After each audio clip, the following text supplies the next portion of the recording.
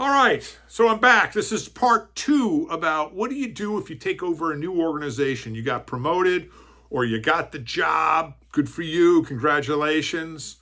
What are you going to do in the first 2 weeks, 3 weeks, since you're taking over this established department? You're the new manager. You may have been brought in from the outside to take over the organization. When you interviewed, you obviously got the idea that there's some issues or some challenges or some things need to be better. Hopefully you took notes. I mentioned in part 1, that was yesterday, and I'll post all these up on LinkedIn, but I'm also got a YouTube site now with all the videos you can access anytime. But the second thing you want to do is next meet with your team. Now, we established that you need to make sure that you're meeting with the stakeholders. Again, that's part 1. I'll post a link in the body of this post so that you can access it. Now, this started because somebody sent me a message. They've got a PhD, they're a doctorate, they're very smart, but they've taken over this new organization and they're looking for some advice. They've caught the bus. They got the job. Congratulations. But I don't care if you're established, if you're smart, if you're just taking over a position, you want to make sure that you enter into the position in the right way, or as the best way possible. So I want to go to part 2. There's going to be a part 3. I've been working on part 3. But part 2 is about meeting with your team, your employees. And the first thing you want to do is obviously meet with them. You could do this in a group setting and get a discussion going about what's the team, what's the environment like? What do we do really well? And that's the question you want to ask. What do we do really well? What are we excellent at? What are we excellent at? Now, when I give this advice, or when I was doing turnarounds, I would walk into a team. I said, what do you all do? And they would tell me all sorts of things. It was so disorganized. I didn't really know what they did after they told me. And then I finally said, okay, what do you really do? What do you do? When people call you, what do they call you for that they need your help on specifically? Then they started thinking about it. I watched their eyes go up to the right. They started pulling down and say, well, they call us for this. Okay. And do you do that really well? They said, yeah, we do this really well. I said, that's what your purpose is in your organization. Everything else becomes ancillary. But what do you do really well? You want to ask the team when you walk in there, what do we do really well? Now, what's going to be surprising is they're not going to know. Some people will say this, say that. Now, your job will be to shape what it is you do well. So this way, because you've got customers, if you are supporting the internal side of the organization, let's just say you're in headquarters, and let's just say you're in charge of the learning and development organization, you had better know what the senior vice presidents and presidents need in order to develop their people. You need to be meeting with them at least every week and just sitting with them going, tell me what's going on.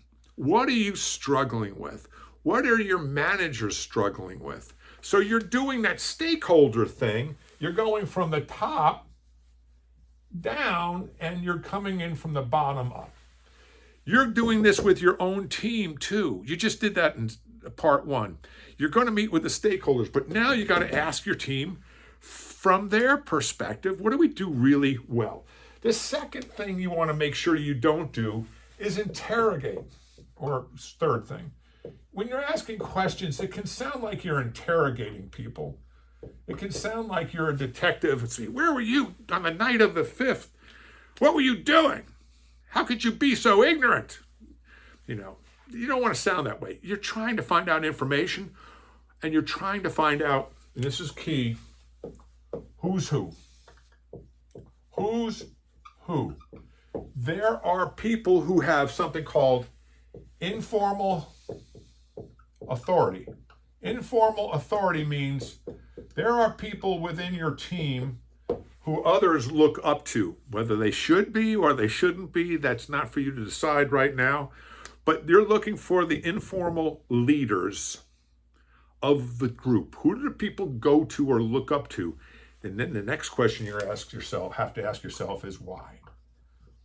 And make sure that they are on your side supporting you and where you're taking it. But they're a key ally at this point that you want to develop. The third thing fifth thing that you want to do is start setting up one-on-ones. One-on-ones are key, okay? You want to get to know the person. And when you get to know the person, you want to ask them a couple of questions. One is, what are you good at? What is your strength? I like, what are you good at? What do you like doing? What do people come to you for?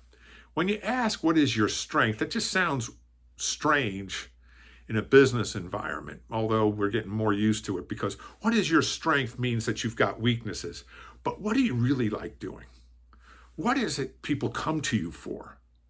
Therein lies your strength. If you followed my multipliers classes or my multipliers writing, Weissman wrote a book called Multipliers. It's a great book. I teach the course from Franklin Covey. And what she says is identify people's genius. And people come to you because you're a genius at something. You're really good at it. So that's what you want to do on the one-on-ones. You also want to find out how things get done. So you're going to ask that question, how do things get done around here? How does work come to you? How does work come to you? How does it flow in? Okay. And you'll get a feel for the work and how it's divvied up. The next question that you want to really get involved in is asking the question, what's working? What's working? And what's not? And what is not working? But you want to start with, so what's working? Let the person sit there and think, what's working really well? And if you're not writing in a notebook with each one of these people that report to you, and I'll get into this in just a second, because you also want to go one level down beneath the direct reports if you have a bigger organization, and find out what's working. But don't jump into what's not until later, okay? Do that at the end. I want you to go to the next question before you go into what's not working. So the next question is, name one thing that you like about working here. What's one thing that you like about working here? I'm adding emphasis on here. I want to hear what they say. What's one thing you like about working here? And you listen, and then you repeat back. I think you said you like working here because, the hours are good and people are nice and there's a water fountain that really works really well. Okay. But now I want to ask you, what do you like about working on this team or this division or this department? I really want to get down to the team level. What do you really like about the team? Because that's a different question. And they're probably different. Okay, can you see that? What do you like about working here? What do you like working on the team?